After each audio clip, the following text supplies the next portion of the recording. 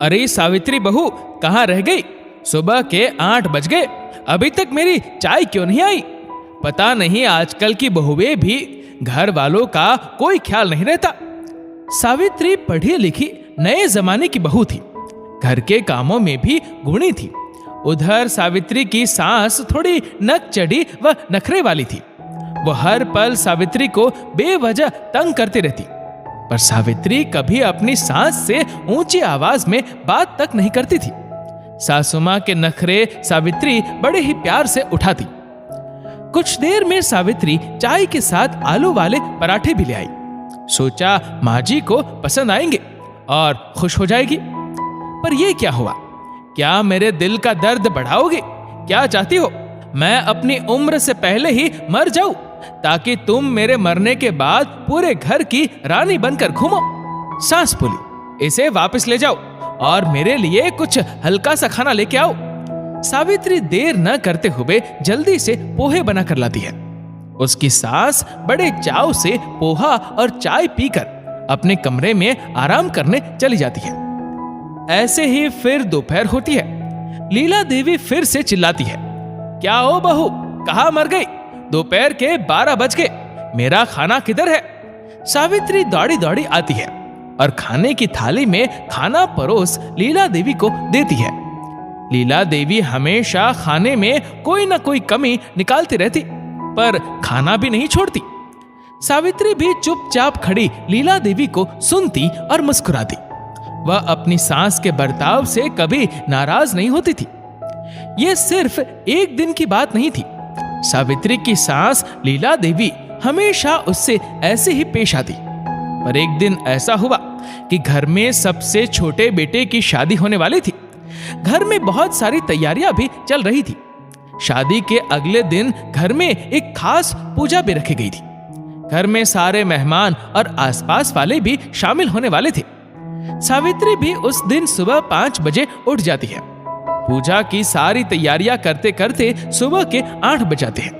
लीला देवी भी तब तक उठ जाती है और फिर से चिल्लाने लगती है, बहू, सारा काम हुआ कि नहीं? अगर हो गया हो तो मुझे जरा खिलाओ पिलाओ भी। थोड़ी देर में सारे मेहमान भी आते ही होंगे। सावित्री तुरंत भागती हुई आती है और अपनी सास को चाय नाश्ता करवाती है। हाँ माँ जी, सारी तैयारियां हो गई है, बस आप पंडित जी को फोन करें। ऐसे ही शाम तक पूजा खत्म हो जाती है। क्योंकि शादी वाला घर था तो मेहमानों का आना जाना भी घर में लगा रहा। रात को फिर मेहमानों के खाने पीने का इंतजाम भी हो रखा था। वहां सावित्री के पति गिरीश के कुछ दोस्त भी आए हुए थे। लीला देवी सावित्री को जब जब बुलाती, सावित्री दौड़ी दौड़ी चली आती।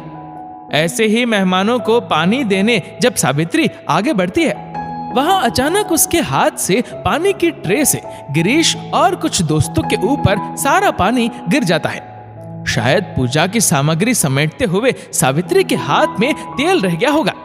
ये बात लीला देवी तुरंत समझ जाती है, पर वो दूर खड़ी सब देखती है। तभी गिरीश चिल्लाते हुए, गवार कही कि तुम्हें दिखाई नहीं देता?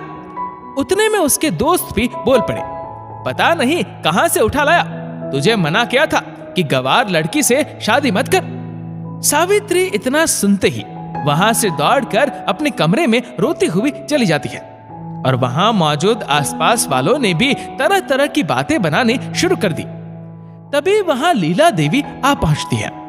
लीला देवी ने अपने बेटे को गुस्से से धमकाते हुए कहा, नालायक, तुझे पता नहीं है, घर में पूजा है, शादी वाला घर है और तू अपने दोस्तों के साथ शराब पी रहा है। खबरदार अगर मेरी बहू के बारे में बुरा भला कहा तो।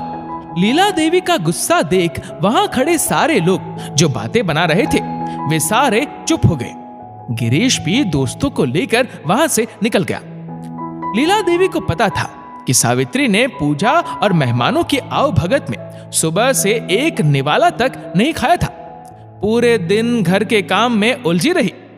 तभी लीला देवी ने तुरंत थाली में खाना परोसा और कमरे में रोती हुई सावित्री के लिए खाना लेकर गई और बड़े ही प्यार से सावित्री बहू को खाना खिलाते हुए कहा, सावित्री बहू, तेरे पति को तू जानती है, पर तू तो मेरी बहू है, ऐसे रोते हुए अच्छी नहीं लगती।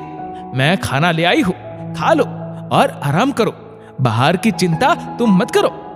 ऐसे ही लीला देवी और बहू सावित्री का रिश्ता सास बहू का था, लेकिन जितना खट्टा था उतना ही मीठा भी था।